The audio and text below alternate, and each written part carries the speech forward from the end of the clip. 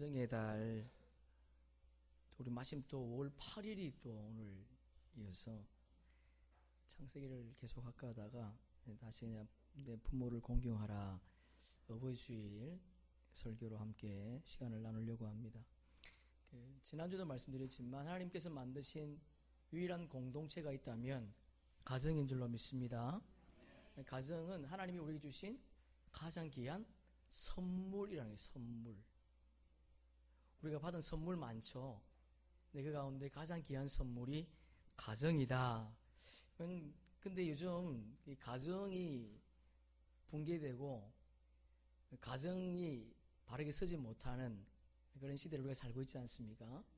집은 있는데 가정이 없어지는 그런 세대를 우리가 지금 살고 있습니다. 하나님은 집을 만든 것이 아니고 가정을 만드셨거든요. 그래서 빅토리 위고가 집과 가정에 대해서 이렇게 말을 했는데, 집은 좋은 재료로 세워지지만 가정은 사람의 행위로 세워진다. 집은 수십 년 동안 지탱되지만 사랑으로 채워진 가정은 수천 년 지탱한다. 네, 그럼 집은 또 가정은 재료가 달라요. 그죠? 집은 좋은 재료로 세워지지만 가정은요 보이지 않는 거예요. 사랑도 행위로 우리 되어 있어요. 사랑의 행위로 우리 가정이 세워진다. 네, 많은 사람들이 집을 짓는 데는 많은 투자를 하죠.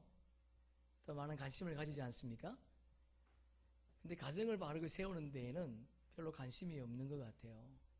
우리는 집을 세우는 것보다 가정을 세워가기를 소망합니다. 가정을 바르게 세우기 위해서는 무엇보다도 우리 자녀들을 잘 믿음으로 양육하고 그리고 부모님께 효도해야 되겠죠. 여러분, 가정이요 사실은 제일 평안한 안식처죠. 우리가 아무리 좋은 곳을 다녀와도 집만큼 평안한 곳이 없잖아요. 그죠? 좋은 곳에 다녀와도 빨리 집에 가고 싶잖아요. 집에 가면 편안하고 집이 우리의 참된 안식처이기 때문에 그런 것 같습니다.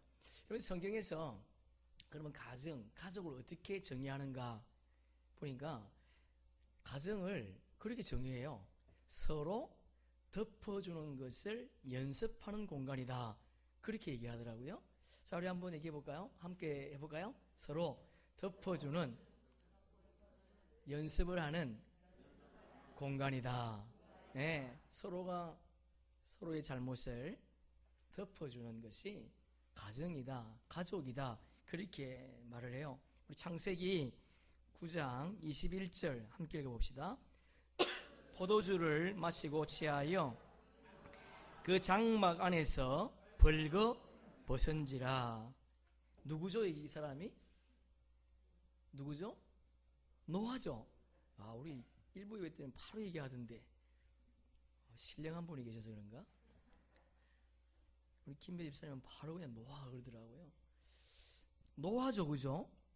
이 노아가 방주에서 있다가 나와서 아마 이 포도 농사를 지었던 것 같아요. 그리고는 포도즙을 만들어서 포도주를 만들었습니다. 그리고 포도주를 먹고 실수를 한 것 같아요. 근데 이게 잘 보시면 장막 안에서 되어 있죠. 장막 안이라는 것은 안방입니다. 그 당시에 무슨 안방이 있고 작은 방이 있고 거실이 있었겠습니까? 그렇지 않죠. 그냥 한 공간 안에 다 사는 거예요. 6,000년 전에 무슨 그런 게 있었겠어요. 그러니까 안방 안에서 벌거벗었다는 것은요, 옷을 다 벗었다는 것이 아니고 그 당시 우리처럼 속옷이 있는 것도 아니고요. 예수님께서 십자가 지실 때에 옷을 나누죠. 통으로 짠 거 있지 않습니까? 아마 술 먹고 이렇게 들어 누우셨는데 아마 이게 올라왔나 봐, 이게. 그래서 이게 들어 누워 있는데 방 안에서 바깥이 아닙니다. 그런데 그 아들 함이 말이죠, 그 모습 보고 나가서 자랑했다는 거예요. 흉 봤다는 거죠. 아버지의 흉을 봤다는 거예요. 그래서 이 소식을 들었던 셈과 야벳이 자기 옷을 벗어서 뒷걸음질 쳐서 자기 옷으로 흉악한 것을 덮어주었다는 거죠. 그 나중에 이 노아가요, 이 사실을 알았습니다. 어떻게 알았을까요? 누가 얘기했을까? 셈과 야벳은 아닌 것 같고, 아마 그 셈의 부인이 아닌가, 야벳의 부인이 아닌가 모르겠지만 하여튼 누군지 모르겠어요. 노아가 알았습니다. 노아가 알고는 셈을, 야벳을 축복하고 함을 저주합니다. 근데 함만 저주한 것이 아니고요, 누구까지? 그의 함의 아들까지 저주하는 것을 볼 수가 있어요. 그럼 성경 한번 찾아봅시다. 창세기 9장 24절, 우리 27절까지 한번 읽어보겠습니다. 시작. 노아가 술이 깨어 그의 작은 아들이 자기에게 행한 일을 알고 이에 이르되 가나안은 저주를 받아 그의 형제의 종들의 종이 되기를 원하노라 하고, 또 이르되 셈의 하나님 여호와를 찬송하리로다. 가나안은 셈의 종이 되고 하나님의 야벳을 창대하게 하사 셈의 장막에 거하게 하시고 가나안은 그의 종이 되게 하시기를 원하노라 하였더라. 25절에 보면 가나안 돼 있죠. 이 가나안은 함의 아들입니다. 함의 아들이 저주를 받았어요. 그리고 그의 형제들이요, 종들의 종이 된다 그래요. 종들의 종. 히브리어는 최상급이 없습니다. 강조하는 거예요.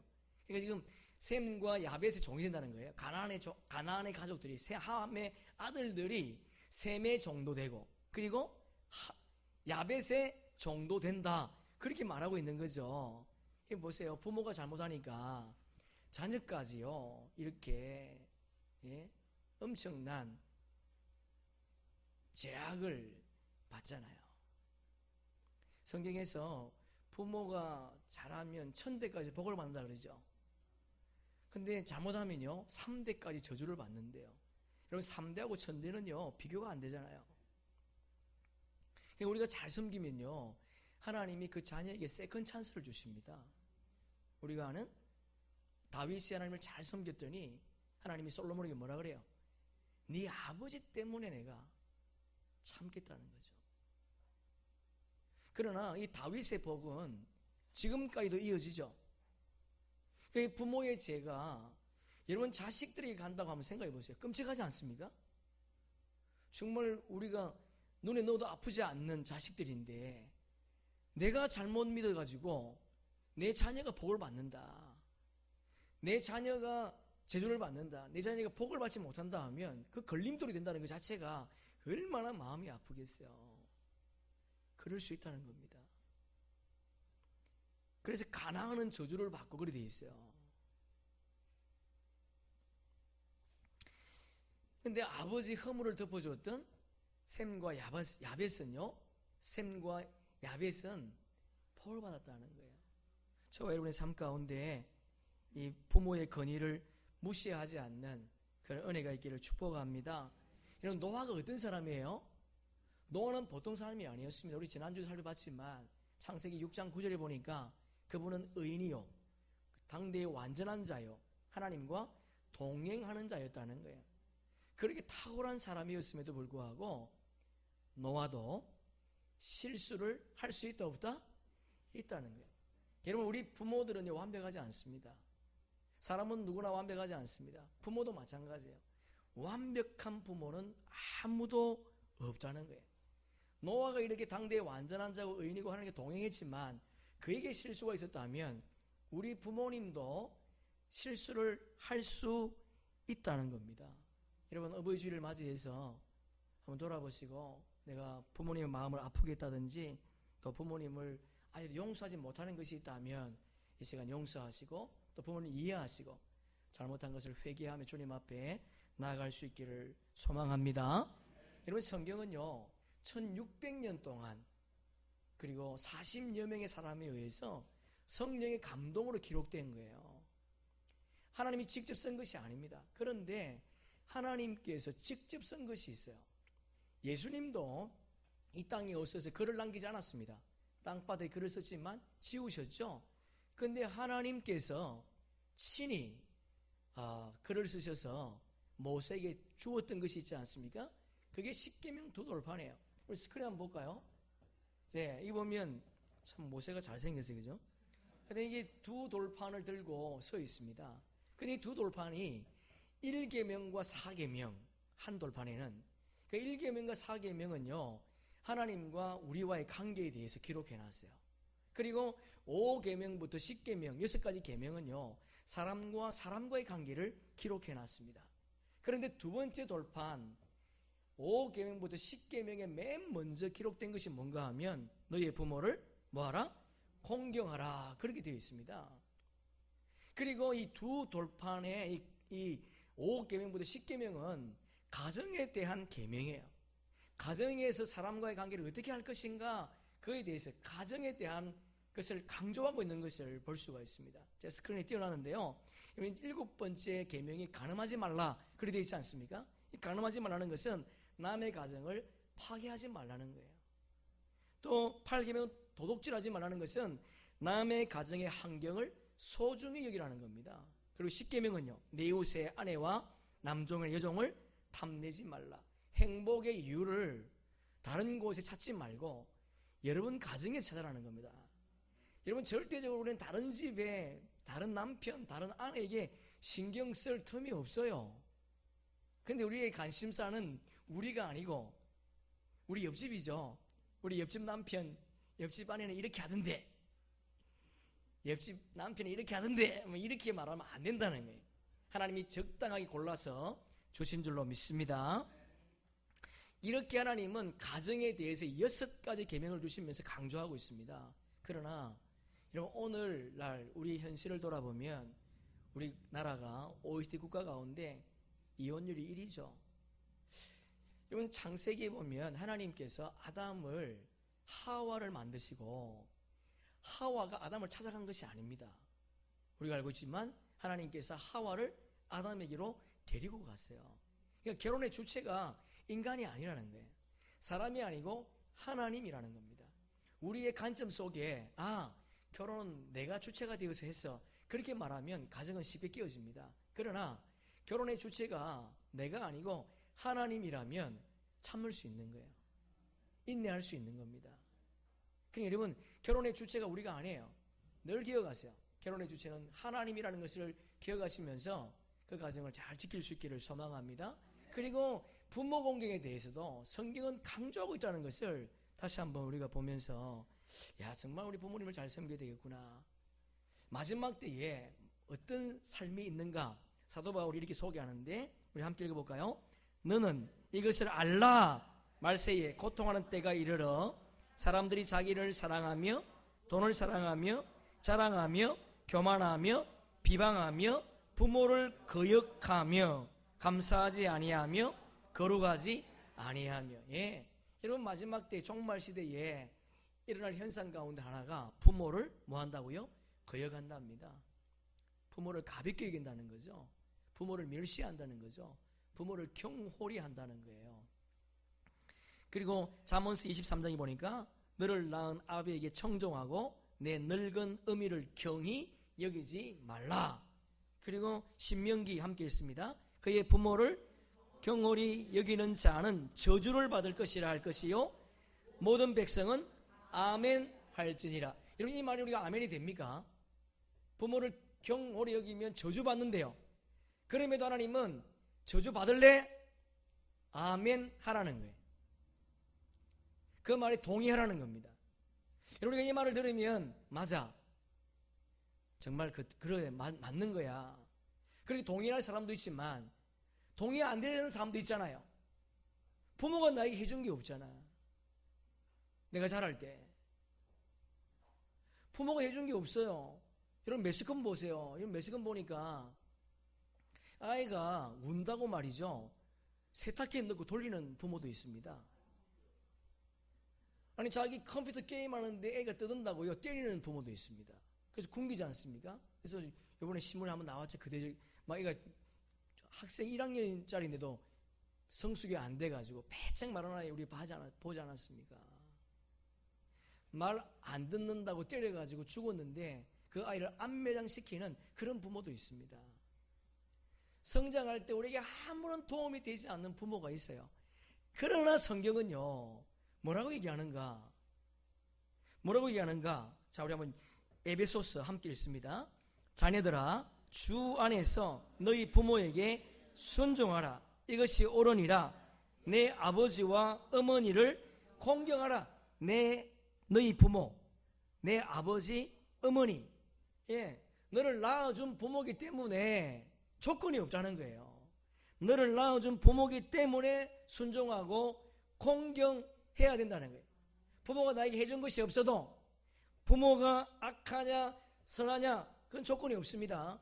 부모가 나에게 재물을 물려줄 것인가 물려주지 않을 것인가 그런 조건도 없습니다.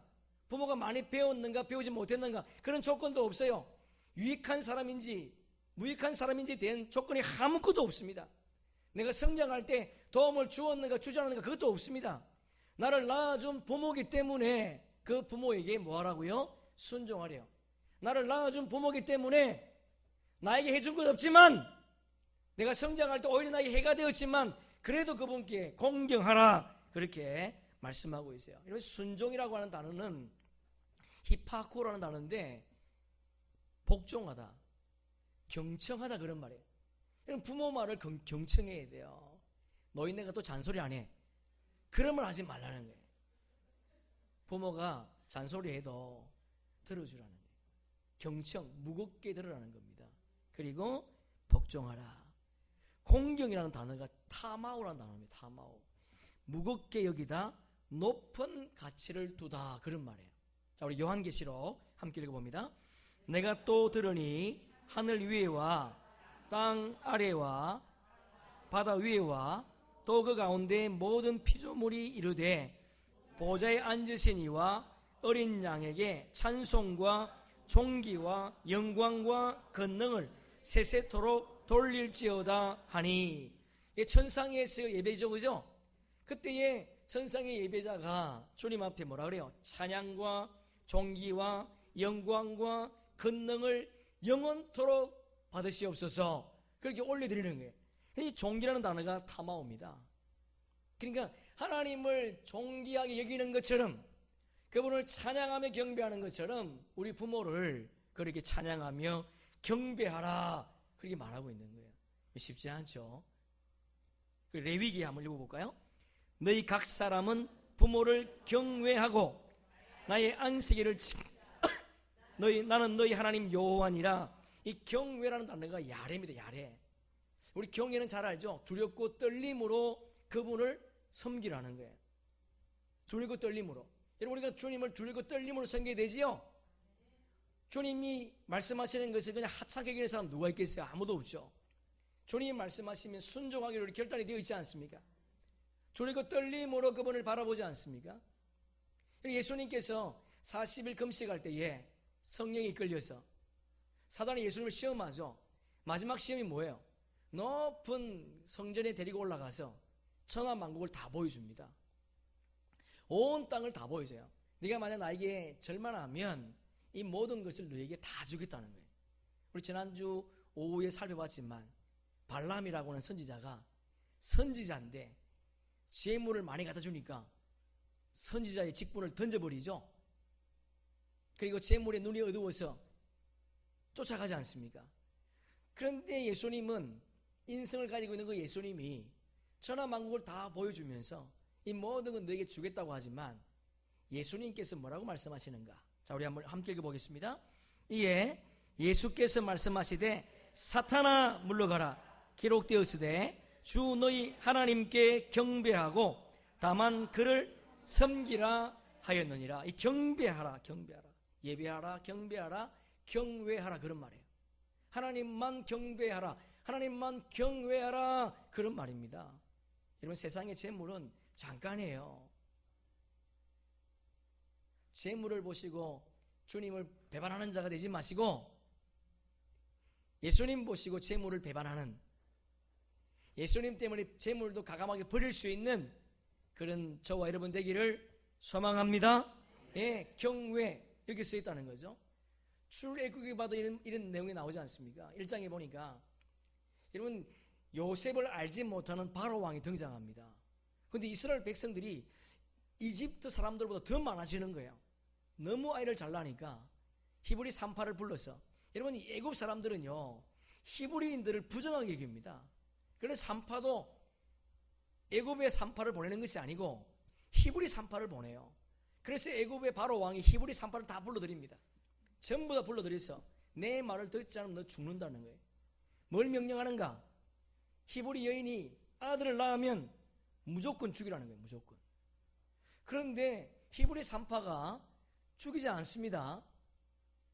왕의 절대적인 명령이고요. 너 아이를 죽이지 않으면 너 죽는다. 그렇게 얘기했음에도 불구하고 히브리 산파가 그렇게 하지 않습니다. 그 이유를 성경이 이렇게 말해요. 함께 읽습니다. 그 산파들은 하나님을 경외하였으므로 하나님이 그들의 집안을 흥왕하게, 할렐루야, 아멘. 여러분 보세요. 하나님을 경외했대. 그래서 세상의 법을 따르지 않고 하나님의 법을 따랐답니다. 여러분 가정에도 법이 있고요, 교회도 법이 있고, 세상에도 법이 있고, 하나님에게도 법이 있습니다. 상위의 법은 하나님의 법인 줄로 믿습니다. 예. 그래서 우리는 세상의 도덕적인 법보다도, 세상의 윤리적인 법보다도요 더 높은 도덕적인 윤리적인 법을 가지고 우리가 있는 거예요. 그 집안이 흥왕하게 하신지라. 하나님을 경외했더니 세상의 법을 따르지 않았더니 죽은 것이 아니고 오히려 그의 자녀들이 잘 됐다는 거예요. 우리의 열망, 우리의 소망, 우리는 좀 못 먹어도, 우리 좀 못 배워도, 우리는 좀 잘못돼도 우리 자녀들은 잘 돼야 된다고는 열망이 우리에게 있지 않습니까? 그럼 여러분 하나님을 경외하세요. 보세요. 순종, 공경, 경외는 인간에게 쓰는 단어가 아닙니다. 하나님께 쓰는 단어예요. 하나님께 쓰는 단어임에도 불구하고 그 단어를 부모에게 쓰고 있더라는 겁니다.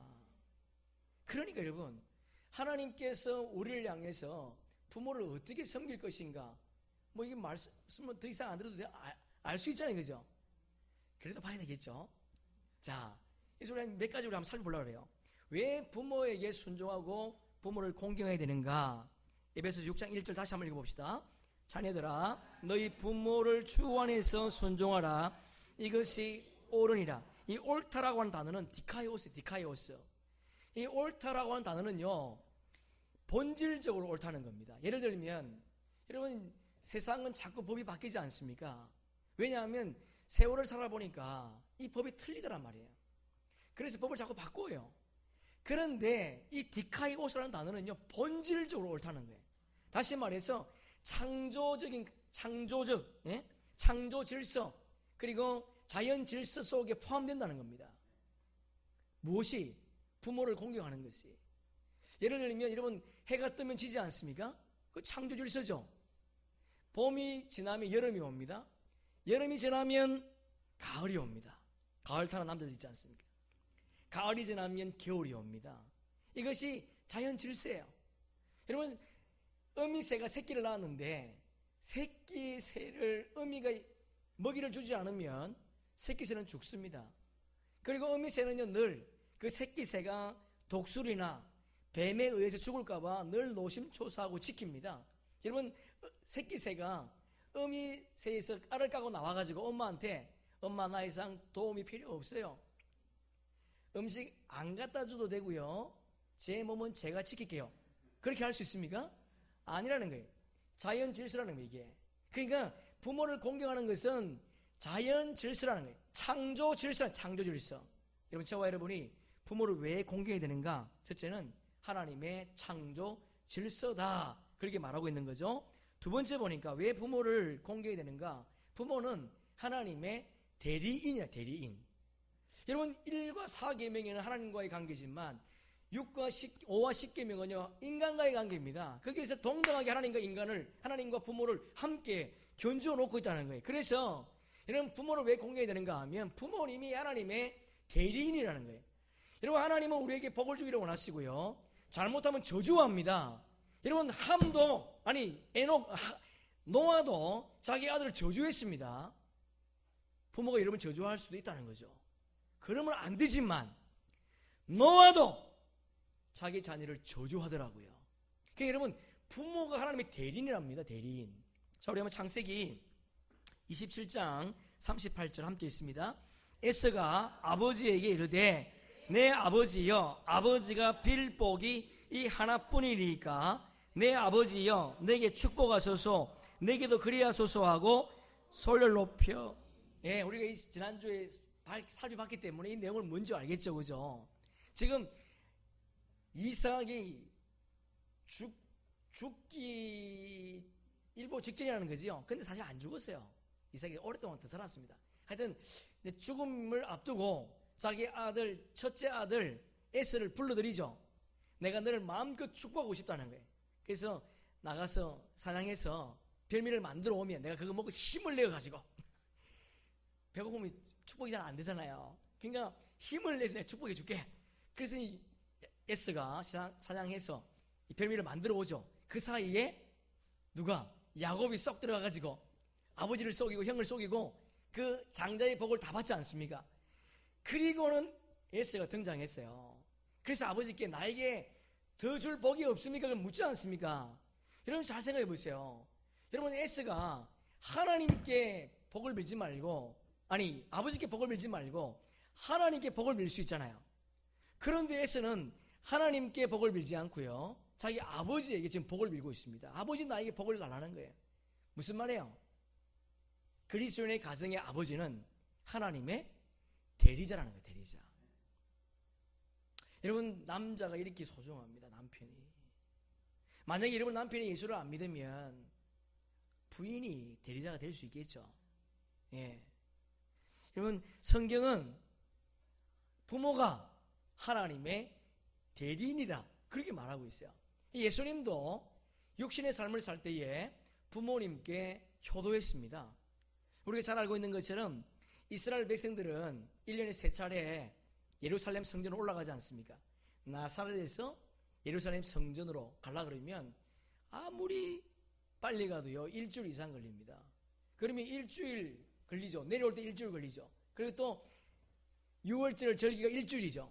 그러니까 그건 한 달은 일을 못하는 거예요. 우리가 잘 알고 있듯이 요셉은 목수였습니다.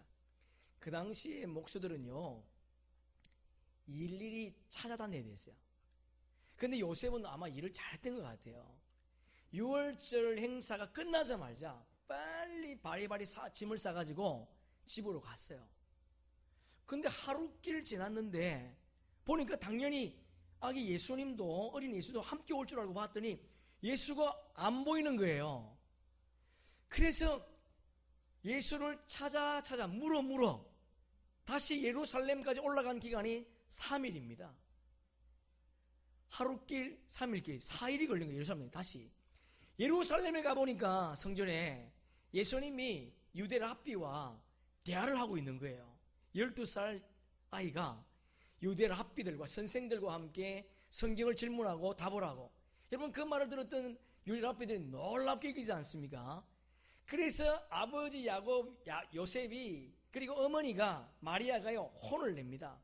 아니 지금 여기 있으면 어떡하냐고, 지금 아버지 일이 많이 밀려가지고 지금 빨리 주문한 거 들어온 거 있고 지금 빨리 내보내야 되는데, 빨리 가야 되는데 왜 여기 있냐고. 그때에 예수님이 뭐라 그런가 하면, 제가 여기 있어야 될 줄을 알지 못합니까? 그렇게 말해요. 그러니까 벌써 12살이었지만 예수님에게는 메시아의 인격이 있었다는 겁니다. 그런데 그가 집으로 돌아와 부모님께 효도했더라, 부모님을 공경했더라, 그렇게 말합니다. 자, 우리 한번 성경 한번 찾아보겠습니다. 누가복음 2장 펴보세요. 누가복음 2장 41절.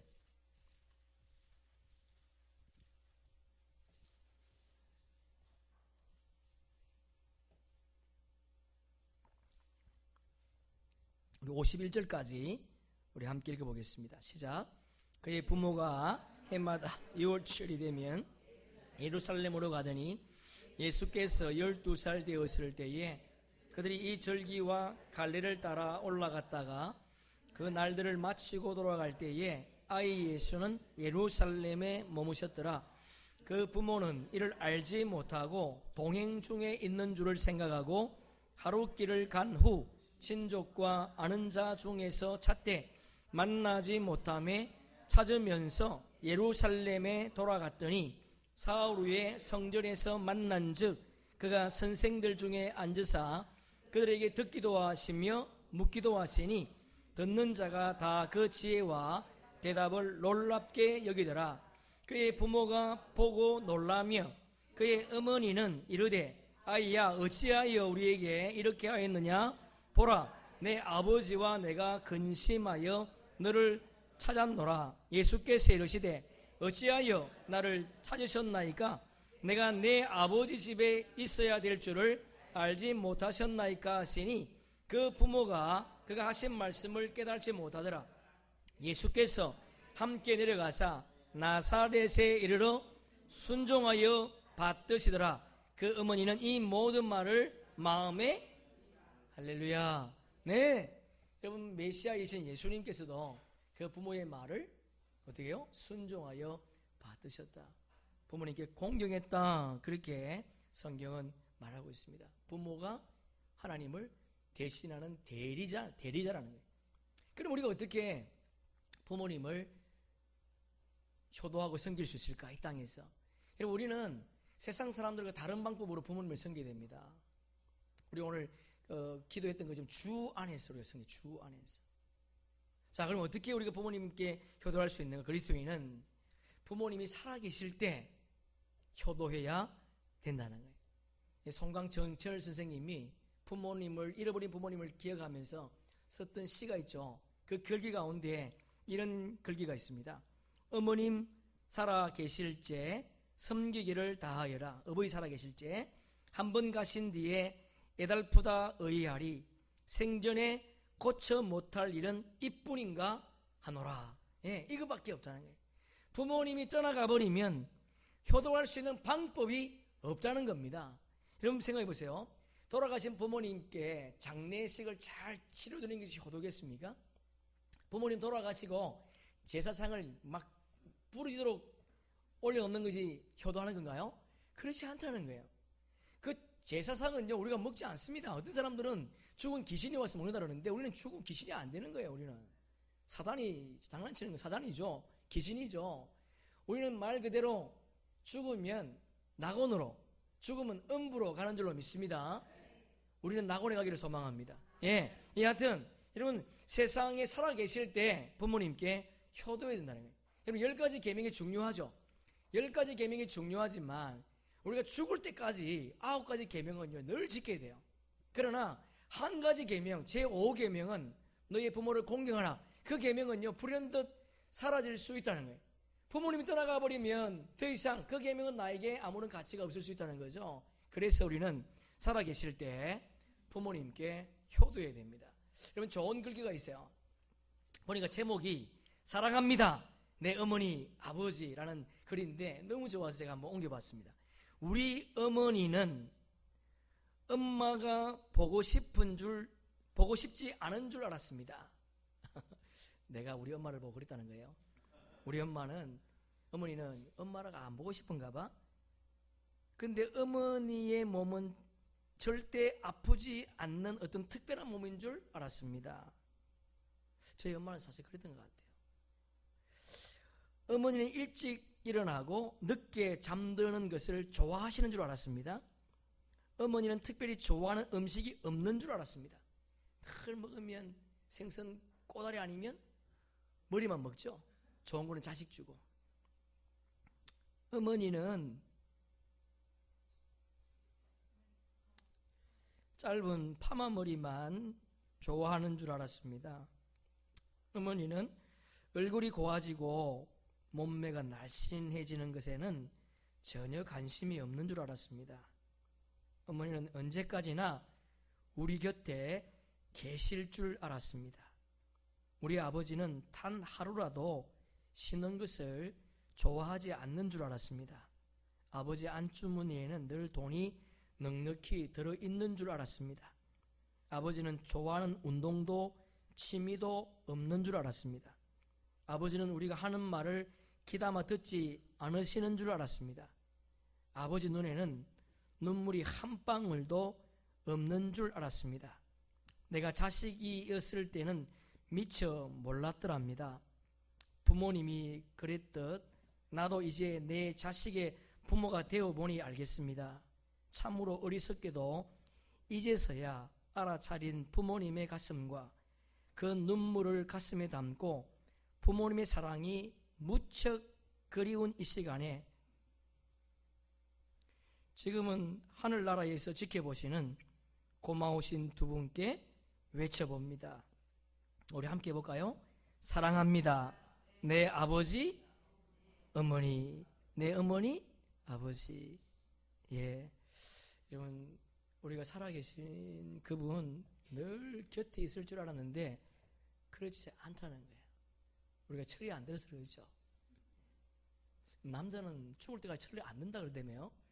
예, 하여튼 살아계실 때 오늘 멀리 떨어져 계신 부모가 계시다면 전화라도 한 통화 하셔서 안부를 물으시고 또 아버지, 어머니 마음을 아프게 했던 것이 있다면 용서를 구하는, 그리고 사랑합니다 아버지, 사랑합니다 어머니, 그렇게 음성으로 부모님께 전화할 수 있기를 소망합니다. 예. 두 번째 보니까 그리스도인은 부모님 살아계실 때 참된 효도가 뭔가? 그분을 예수 그리스도를 믿게 하는 거라는 거예요.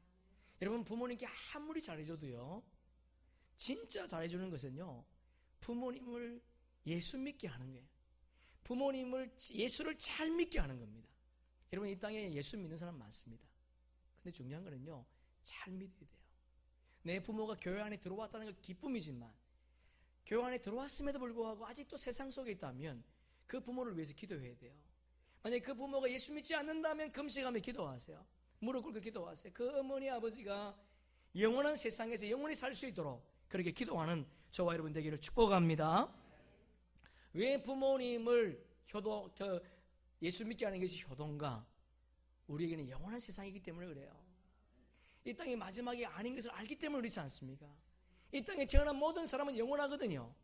그래서 그래요.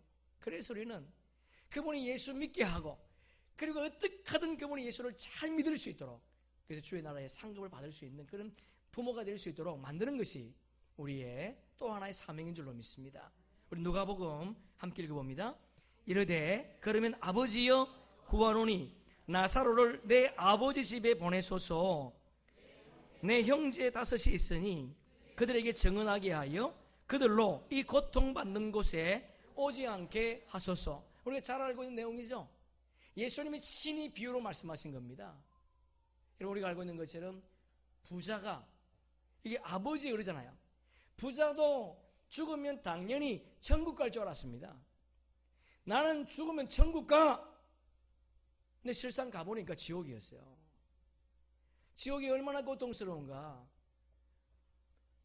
나사로의 손에다가 물 하나 찍어서 혀를 좀 서늘하게 해달라. 뭐 되겠습니까? 그죠? 영원한 불구덩이거든요. 그런데 이 부자가 지옥에 가보니까 내가 이렇게 믿으면 안 되겠다는 걸 이제 알은 거죠. 근데 나처럼, 자기처럼 믿고 있는 5 형제가 지금 집에 있다는 거예요. 세상에 5 형제도 죽으면 나처럼 세상에 있을 때 나 죽으면 천국 가, 그렇게 믿고 있는 5 형제가 있으니까 나사로 좀 보내서 내가 지금 고통받고 있는 지옥에 오지 않도록 좀 그들을 좀 가서 좀 얘기 좀 해달라는 거예요. 여러분, 교회 출입하는 거 감사합니다. 여러분, 교회 나오는 거 중요하지만 더 중요한 것은 여러분 잘 믿어야 돼. 잘 믿어야 돼. 교회 나온다고 모두가 다 구원받는 거 아니라는 거예요. 지금 예수님이 하신 말씀이잖아요. 이게 다른 사람의 비유도 아니고 예수님이 친히 비유 말씀으로, 그래도 당연히 죽으면 천국 갈 줄 알았는데 가보니까 지옥이더라는 거예요. 여러분, 그때는 기회가 없습니다. 돌이킬 수가 없어요. 그래서 집에 좀 나사를 보내서 그들이 내 있는 곳에 오지 않도록 좀 해주세요. 갔다 오면 좋은데, 그죠? 우리도 저와 여러분이 이 땅에 살 때 가장 큰 효도는 부모님을 예수 믿게 하는 것이요, 그리고 그 부모님을, 예수를 잘 믿게 하는 게 가장 큰 효도인 줄로 믿습니다. 용돈 주는 것도 중요하지만 그보다 더 중요한 거는요, 복음을 심어주는 거예요. 왜냐? 요 뒤에 나오죠. 그리스도의 효도는 상급이 있습니다. 자, 우리 한번 출애굽기 20장 다시 읽습니다. 시작. 내 부모를 공경하라. 그리하면 내 하나님 여호와가 내게 준 땅에서 내 생명이 길리라. 여러분, 생명이 길답니다. 이것이 뭐 물리적인 길인가요? 그렇지 않아요. 여러분, 못되게 살았던 김일성도 80세 살았습니다. 여기서 말하는 생명이 길다는 것은 상급을 의미하는 거예요. 예? 예수님은 33세의 나이로 갔지만 이 땅에서 가장 큰 일을 감당한 줄로 믿습니다. 우리가 이 땅에서 태어났다는 그 자체가 죽음을 향해서 가고 있는 거거든요. 하루하루 죽음이 죽어지는 거예요. 우리는 그때가 언젠지 모르지만 매일매일 하루하루가 죽는 겁니다. 죽음이 우리 코앞에 있다는 거예요. 그러나 여러분, 우리가 부모님을 잘 섬기면 그 부모의 섬김도 상급이 있답니다. 자, 에베소서 함께 읽습니다. 내 아버지와 어머니를 공경하라. 이것은 약속에 있는 첫 계명이니. 약속, 첫 계명. 예? 이렇게 하나님이 강력하게 우리에게 약속까지 하십니다. 여러분, 하나님의 약속은 변하지 않는 줄로 믿습니다. 우리가 잘못해도 그분의 약속은 변하지 않습니다. 그런데 약속으로 딱 정해버렸어요. 너희들 잘하면 이 땅에서 뿐만 아니고 내세에도 복이 있다는 것을, 상급이 있다는 것을 하나님은 우리에게 말씀해주고 있습니다. 오늘 5월 8일 어버이날을 맞이해서 지금까지도 잘 부모님을 섬겨왔지만 다시 한번 우리가 살아계신 그 부모님께 더 잘해야 되겠다, 그런 마음을 가질 수 있기를 주님의 이름으로 축복합니다.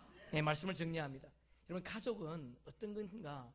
성경에서 가족은요, 서로의 허물을 덮어주는 것을 연습하는 장소가 가족이다. 여러분, 사람은 완벽하지 않습니다. 누가 이게 완벽한 사람이 있겠어요? 아무도 없어요. 아무도 없어요.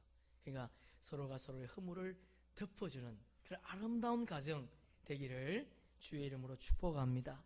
어버이 주일을 맞이해서 다시 한번 살아계신 그분께 우리 한번 다시 한번 효도합시다. 나에게 해준 거 없고 나를 괴롭힌다 할지라도 나를 낳아준 부모예요. 여러분, 자식 없는 부모는 있지만 부모 없는 자식은 없습니다. 꼭 기억하세요. 부모 때문에 이 땅에 태어난 거예요. 우리가 선택한 거 아닙니다. 다시 한번 기억하시면서 부모님이 나에게 잘못한 거, 부모님이 이해하지 못한 거, 그것까지도 우리가 품고 그분을 공경하는, 효도하는 저와 여러분 되기를 소망합니다. 얼마나 이 내용이 중요했으면 4,000년 전에, 아니 7,600년 전에, 6,000년 전에 예수 하나님께서 친히 이것을 써서 우리에게 주셨겠어요. 너 부모 공경해야 돼. 얼마나 중요하면. 여러분, 다시 한번 우리가 부모님을 소홀히 했던 것을 기억하면서 맞아, 이제 좀 더 부모님을 잘 섬겨야 되겠다, 그렇게 결단합시다. 순종, 공경, 경외, 하나님께 쓰는 단어인데 어버이에게 붙이고 있다는 거 다시 한번 기억하시면서 내가 그 부모님을 이렇게 섬겨야 되겠구나, 부모님을 공경하는 것이 창조 질서임을 기억하기를 바라고요.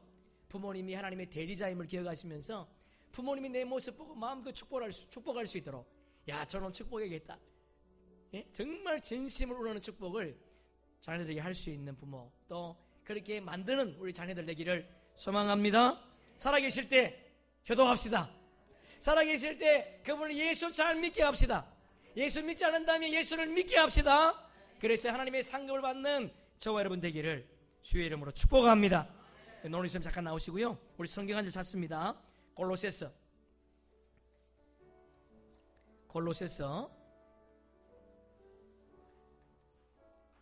3장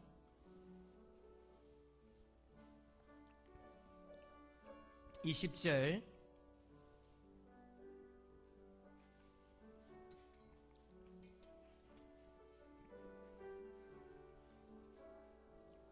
골로새서 3장 20절.